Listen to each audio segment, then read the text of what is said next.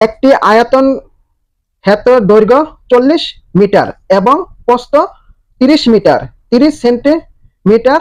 ক্ষেত্রটির ক্ষেত্রফল কত, মানে ক্ষেত্রফল কত, এটা বাই করতে হবে।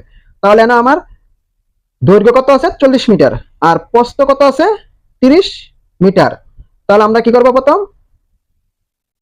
দৈর্ঘ্যটা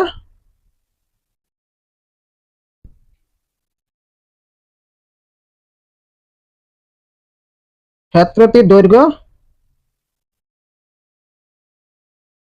দৈর্ঘ্য কত আছে 40 মিটার।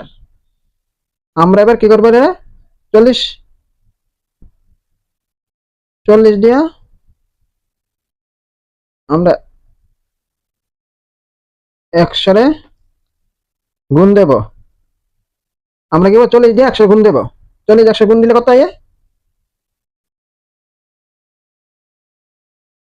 4000।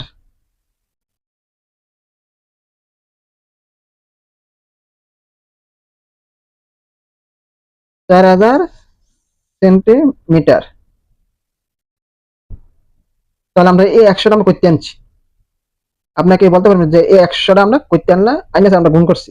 তাহলে ক্ষেত্রফল আমরা কত পেয়েছি, সেন্টিমিটার। তাহলে এবং এবং প্রস্থ কত দেওয়া আছে 30